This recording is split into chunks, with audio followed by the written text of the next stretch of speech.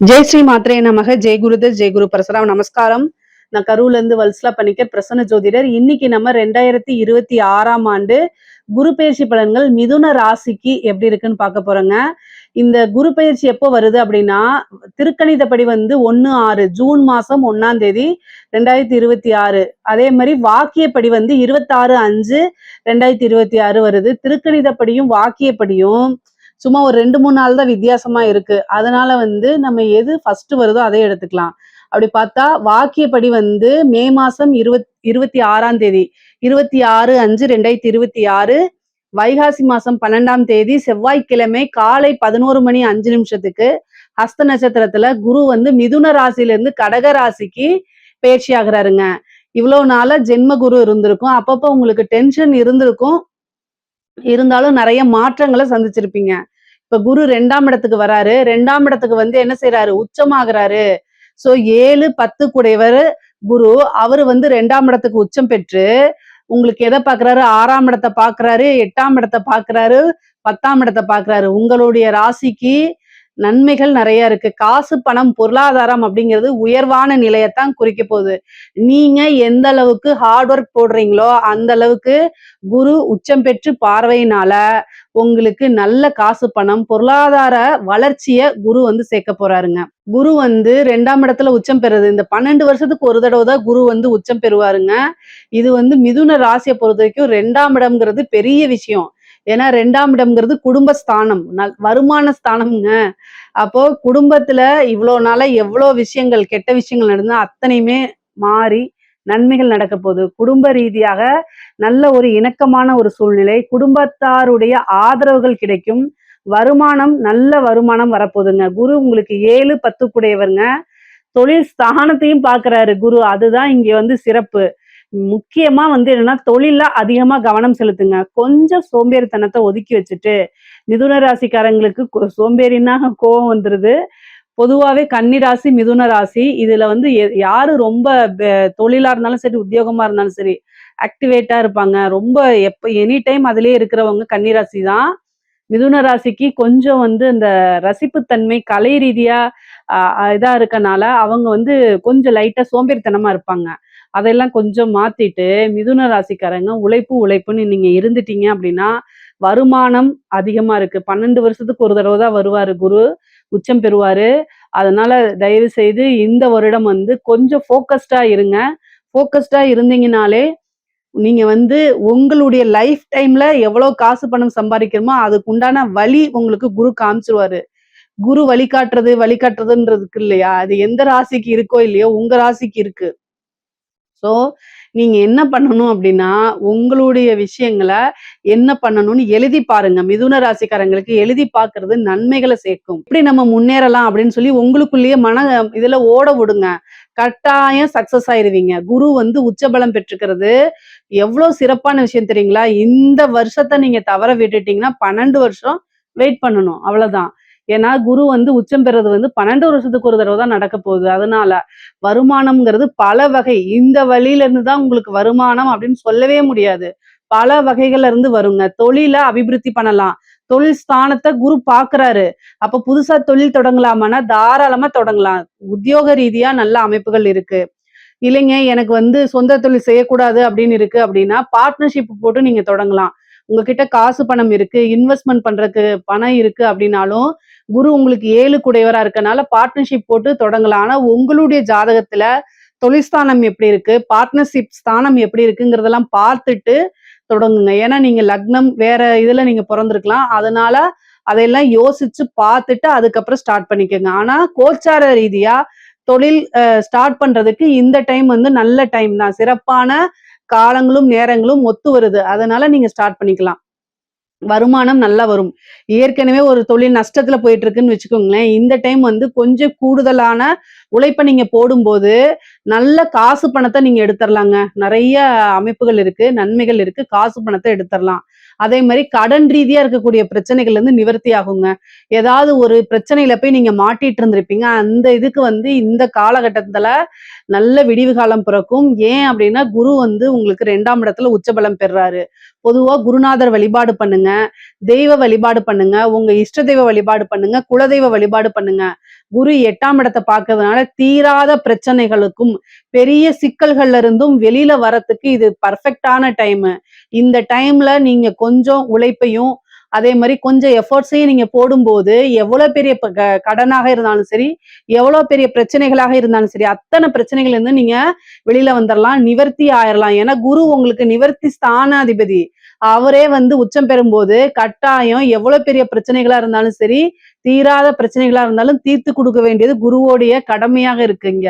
அதே மாதிரி 6 குடையவர் உடல் தேக ஆரோக்கியத்துல கவனம் செலுத்தணுங்க. 6ஆம் இடம்ங்கிறது கடன் மட்டும் கிடையாது, நோய் வழக்கு எல்லாத்தையும் குறிக்கக்கூடியது. அதனால உங்களுடைய தேக ஆரோக்கியத்துல கவனம் செலுத்தணும். மிதுன ராசிக்காரங்க எப்பவுமே அலட்சியத்துல நம்பர் 1 அவங்க. சோ ஏதாவது ஒரு பிரச்சனை அப்படின்னா வீட்டு வைத்தியம் பார்த்துக்காம தயவு செய்து டாக்டர்கிட்ட போய் கன்சல்ட் பண்ணிருங்க. ஏன்னா குரு 8ஐயும் பாக்குறாரு, 6ஐயும் பாக்குறாரு. அவர் வந்து என்னன்னா அவருடைய வேலை வந்து எல்லா விஷயத்தையுமே வளர்த்து விட வேண்டியதுதான். குரு வந்து நிறைய பேர் என்ன செய்யறாங்கன்னா, குரு பாக்குது அதனால எனக்கு எந்த பிரச்சனையும் வராதுன்னு நினைக்கிறாங்க. குரு ரொம்ப நல்லவரு. அதைத்தான் நானும் சொல்றேன். குரு வந்து நல்லவரு. எந்த ஒரு விஷயத்துக்கும் பாரபட்சம் பார்க்காம வளர்த்து விட்டுட்டே இருப்பாரு. அப்ப நோயையும் வளர்த்து விட்டுருவாரு. காசு பணத்தை வளர்த்து விடுறது நல்லது, நோயை வளர்த்து விடுறது நல்லதா? இல்ல இல்ல. 6ஆம் இடத்தை பாக்குறாரு, 8ஆம் இடத்தை பாக்குறாரு. தயவு செய்து கவனமாக இருங்க. உடல் ஆரோக்கியத்துல கவனம் கவனம் கவனம். ஏதாவது ஒரு பிரச்சனை அப்படின்னா உடனடியா மருத்துவரை ஆலோசனை பண்ணிக்கங்க. 1000 500ல செலவை வந்து முடிச்சுக்கங்க. அது வந்து லட்சக்கணக்குல கொண்டு போய் விட்டுறாதீங்க. அதே மாதிரி 8ஆம் இடத்தை பாக்குறாரு. நீங்க வண்டி வாகனங்கள்ல போகும்போது கவனமாக போங்க. ஏன் அப்படின்னா 8ஆம் இடம்ங்கிறது வந்து பாத்தீங்கன்னா விபத்தை குறிக்கக்கூடிய இடம். சோ அதனால வண்டி வாகனங்கள்ல போகும்போது நீங்க நல்லாதான் போவீங்க, கரெக்டா ஓட்டினாலும் நமக்கு நேரங்காலம் சரியில்லைன்னா ஆப்போசிட்ல இருந்து வந்து இது பண்ணுவாங்க. அதனால ரொம்ப ரொம்ப கவனமாக இருக்கணும். வண்டி வாகனங்கள்ல போகும்போது கவனமாக போங்க. அதே மாதிரி தேக ஆரோக்கியத்துல ஏதாவது சர்ஜரி இந்த மாதிரி பிரச்சனைகள் வரத்துக்கு அமைப்புகள் இருக்கு. குரு வந்து மருத்துவ செலவை கொடுக்க போறாரு, மருத்துவ விரயத்தை கொடுக்க போறாரு. 2ஆம் இடத்திலே உச்சம் பெறனால கண் அறுவை சிகிச்சை நிறைய பேத்துக்கு நடக்கிறதுக்கு வாய்ப்பு இருக்கு. அதே மாதிரி குடும்பத்துல இருக்கவங்களுக்கு மருத்துவ செலவு இருக்குது. இதெல்லாம் கவனமாக இருங்க. வருமானம் பல வகையில இருந்து வந்துருங்க. அதே மாதிரி கோர்ட்டு கேஸ் பிரச்சனைகள் இருக்கு அப்படின்னா அது எல்லாமே சால்வ் ஆக போகுது. மெயினா வந்து நீங்க யார் மேல கேஸ் போட்டிருக்கீங்க, அந்த இதுக்காக தீர்ப்புக்காக வெயிட் பண்ணிட்டு இருக்கீங்க அப்படின்னா அது எல்லாமே உங்களுக்கு சால்வ் ஆயிரும். ரொம்ப நல்ல அமைப்புகள் இருக்குங்க. வெற்றி அப்படிங்கிறது உங்க பக்கம் தான் இருக்கு. ஏன்னா குரு வந்து 6ஆம் இடத்தை பாக்குறாரு. 6ஆம் இடம்ங்கிறது வெற்றி ஸ்தானம். அது இல்லாம உச்சபலம் பெற்று பாக்குறதுனால எவ்வளவு பெரிய பிரச்சனையா இருந்தாலும் சரி, எவ்வளவு பெரிய கேஸா இருந்தாலும் சரி, ஈஸியா உங்களுக்கு ஃபேவரா மாறுறதுக்கு உண்டான அமைப்புகள் இருக்கு. கடனை இந்த வருஷம் நீங்க தீர்த்தரலாங்க.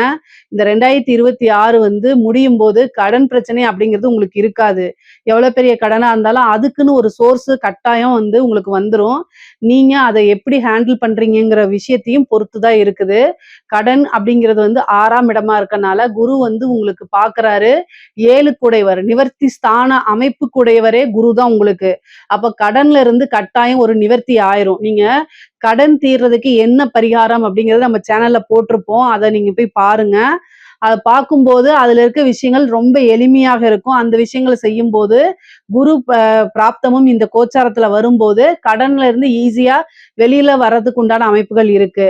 அதே மாதிரி 8ஆம் இடத்தை பாக்குறதுனால பெண்களை பொறுத்த வரைக்கும் அது மாங்கல்ய ஸ்தானமா இருக்கனால கணவருடைய தேக ஆரோக்கியத்துல கவனம் தேவை.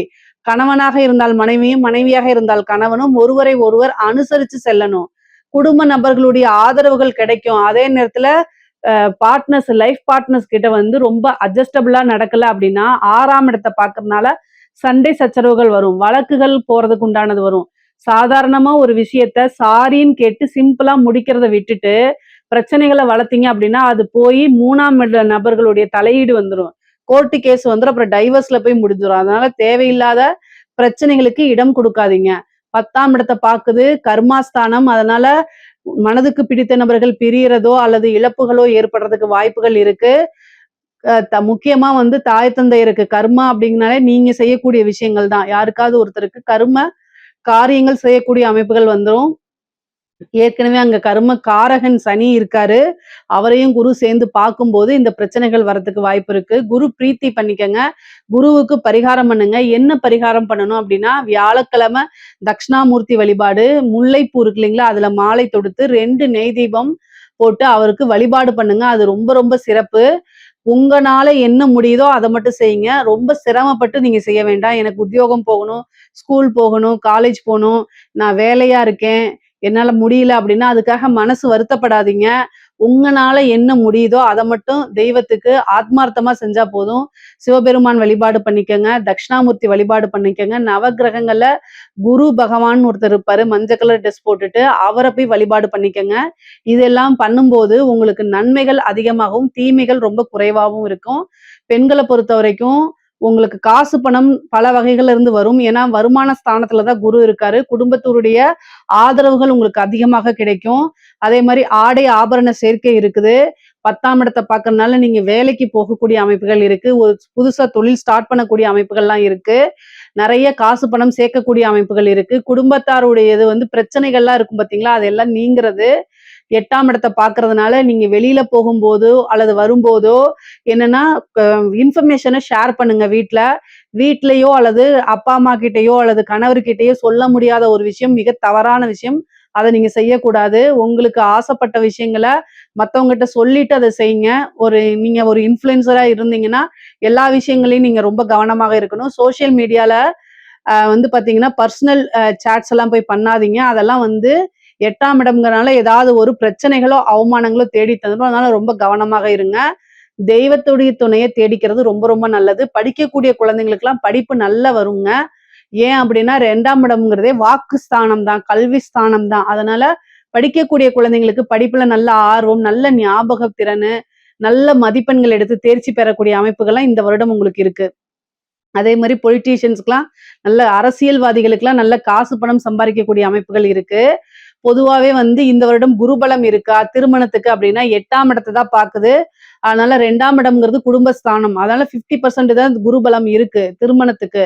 ஆனா உங்களோட ஜாதக ரீதியா குரு 7ஆம் அதிபதியோடைய திசாவோ, புத்தியோ நடக்கும் பட்சத்தில் குருவும் 2ஆம் இடத்துல இருக்கிறனாலயும் நீங்க என்ன செய்யலாம் அப்படின்னா, திருமணத்துக்கு தாராளமா போய்க்கலாம்.